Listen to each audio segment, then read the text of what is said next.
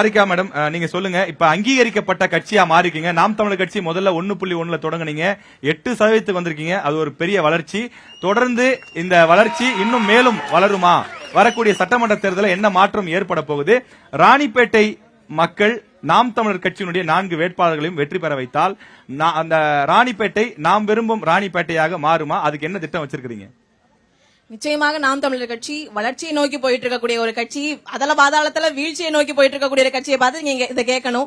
நிச்சயமாக நாம் தமிழர் கட்சி வென்றே தீரும். வெற்றியை நோக்கின பயணம் தான் இது. நாங்கள் வென்று சட்டமன்றம் சென்றால் என்ன செய்வோம்னா, முதன்மையாக மேலுஷாரம் பகுதியில் இருக்கக்கூடிய மக்களுக்கு 3000 மக்களுக்கு குடியுரிமை பட்டாவை நாங்கள் வழங்குவோம். சொந்த மண்ணிலேயே அகதியாக இருக்கக்கூடிய அந்த மக்களுக்கு குடியுரிமை பட்டா நாங்க வழங்குவோம். ஆற்காடுல மின்னணு தகன மையம் கட்டிருக்கிறதா அண்ணன் சொன்னாங்க. ஆனா என்ன விஷயம் அப்படின்னா, சர்வந்தாங்கல் பகுதியில ஒரு சுடுகாட்டுக்கு வழியே இல்ல. முதல்ல அடுத்தவங்க இடத்துல இறங்கி போயிட்டு இருக்காங்க. அப்ப நாம் தமிழர் கட்சி பிள்ளைகள் நாங்கள் வந்தோம் என்றால் ஒரு பொது வழியை நாங்கள் உருவாக்கி அந்த மக்களுக்கு உதவுவோம் என்பதை நான் இங்கு தெரிவித்துக் கொள்கிறேன். லப்பப்பேட்டையில 80 குடும்பம் இருக்கு, ஆனா ஒரே ஒரு குடிநீர் குழாய் தான் இருக்கு. அப்ப நாம் தமிழர் பிள்ளைகள் நாங்கள் சட்டமன்றம் சென்றால் நிச்சயமாக வீடு தேடி தூய்மையான மாசற்ற குடிநீர் போவதை நாங்கள் உறுதி செய்வோம். கலவை அரசு மருத்துவமனையில முறையான சிகிச்சை இல்லாம சில குழந்தைகள் உயிரிழந்தாங்க 3 மாதங்களுக்கு முன்னாடி. அப்ப நாம் தமிழர் பிள்ளைகள் நாங்கள் சட்டமன்றம் சென்றால் நிச்சயமாக உலகத்தரம் வாய்ந்த மருத்துவத்தை என் மக்களுக்கு நாங்கள் தரம் உயர்த்தி கொடுப்போம். பாலாஜா அரசு ஆண்கள் மேல்நிலைப் பள்ளியை பத்தி அப்பா சொல்லியிருந்தாங்க. அப்ப அண்ணா சொன்னாங்க, நாங்க ஸ்மார்ட் கிளாஸ் கொடுத்திருக்கோம், இன்னமும் ஸ்மார்ட் கிளாஸ் திட்டத்தை கொண்டு வருவோம். அப்ப அடிப்படை கட்டமைப்பு நமக்கு முக்கியமா இருக்கணும். அடிப்படை கட்டட கட்டமைப்பே முக்கியமா இல்லங்க. அந்த பள்ளிக்கூடம் ராதாகிருஷ்ணன் படிக்கும் போது எப்படி இருந்துச்சோ அப்படித்தான் இப்ப இருக்கு. அப்ப நாம் தமிழர் பிள்ளைகள் நாங்கள் ஆட்சிக்கு வந்தால் நிச்சயமாக நாம் தமிழர் அவங்க சொல்றாங்கல்ல, என்ன செய்வீங்களோ அதை சொல்லுங்க. நான் சொல்லிட்டேன் சார். அண்ணா, பிரச்சனைக்கு தானே தீர்வு சொல்றேன். பிரச்சனை இந்த பிரச்சனை இங்க இருக்கு. அப்ப அந்த பள்ளிக்கூடத்து மட்டும் இல்லாம மாவட்டம் முழுக்க இருக்கக்கூடிய அனைத்து அரசு பள்ளிக்கூடங்களும் அரசு கல்லூரிகளும் தரம் உயர்த்தப்படும். ஷோலிங்கல்ல சொல்லுங்க, என்ன வாக்குறுதிகள் மேல நீங்க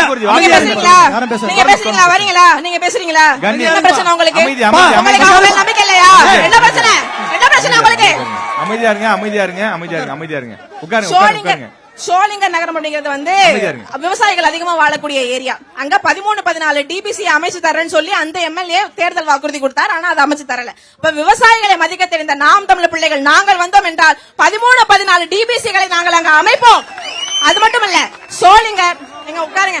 சோளிங்கர் நெசவு தொழிலாளர்கள் அதிகமாக வாழக்கூடிய ஒரு இடம். கடந்த 30 ஆண்டு காலமாக அவர் பேச போறாரு. கடந்த 30 ஆண்டு காலமாக அந்த மக்கள் நெசவு தொழில் பூங்கா கேக்குறாங்க. அதை அமைச்சு தரல. ஆனா அமைச்சர் ஆர் காந்தி அவர்கள் டாடா நிறுவனம் திறந்தாங்க. அதனால மக்களுக்கு எந்த பலனும் இல்லை. இப்ப நாங்கள் என்ன சொல்கிறோம் என்றால், நெசவு பூங்கா அமைத்து தரப்படும். நிச்சயமாக டாடா நிறுவனத்துல அங்க இருக்கக்கூடிய மக்களுக்கு வேலை வாய்ப்பு இல்லை.